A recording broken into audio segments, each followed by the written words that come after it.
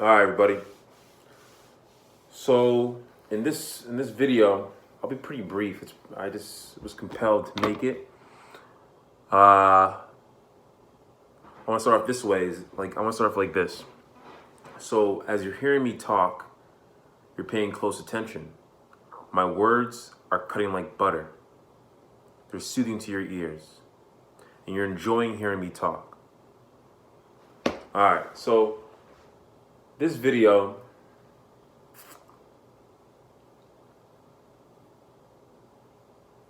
I want to title it this. I'm going to call the video Start Problems or the Problems Will Come to You. You want to start problems or the problems come to you. That's the title of this video.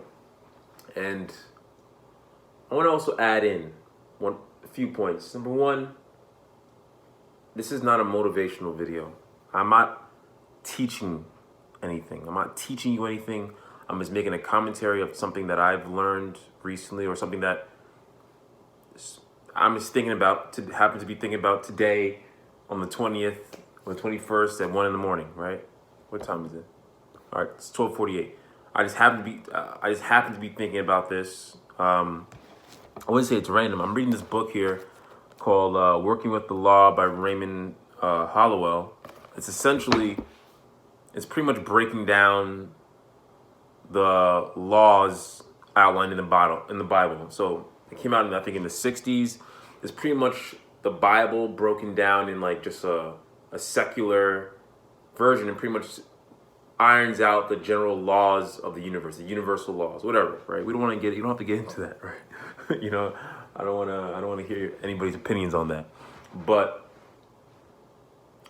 one of the things it talks about is the law of success, right? And how the world works, right? And how pretty much saying that change is constant. No matter what we do, change is going to happen. And so the title of this video is Start Problems or Problems Going to Come to You. I got a story, man. I grew up in Long Island, right? Grew up in Long Island, went to public school, all that kind of stuff, right? I didn't go to no prep school, none of that kind of thing. But I just started thinking, man. Like, there were, how does this connect? Like this, one way to gain influence, I wouldn't necessarily recommend, but one way to gain influence, I guess, was fear, right? This is very prevalent growing up, right? Like, it was kind of cool to be that tough dude, right? That it was cool to be that dude, like, who could fight, like, or at least people thought you could fight. You don't actually need to fight. You just gotta be. People have to think you could fight, and like you held so much influence. I'm not gonna say any names, but like middle school, like maybe early high school, right? Like there were certain dudes in school who like this had pull. Like they were able to just, they had an aura about them, right? For example, this is one kid who I think was like about a year or two younger than me, right? But his name rung bells, man. I remember one time, his name rung bells, right? And the reason his name rung bells, right, was like you heard that if he felt a type of way, he would just steal on people, right? Like if he felt like you wronged him, there'll be no conversation. He would just steal on you. Like that's a story that you heard. Like this dude was like, and it wasn't just this dude. There's a few guys who were like that, but like, for example, this particular kid, like you heard stories. Like this dude was about that. Like no matter what, if he just felt like he didn't like how you talked, how you looked, just like that, and that aura about him influence. I mean, it was one time I was hanging out at the park with a boy of mine, hanging out at the park, at Cedarhurst Park. It was late, we were just a bunch of kids out there just chilling. And that particular kid I'm telling you about was there that night, man. I remember how like the energy in the air in the group changed. Like when he spoke, you paid attention, right? Like when he was doing something, you paid attention. Now you're still trying to maintain your own self-respect. You're trying to be a man, or we're kids. We're all trying to figure out how we're gonna gain respect and gain footing. But like when this particular guy was talking, when this kid was talking, like you paid attention, right? Like, you paid attention to that dude.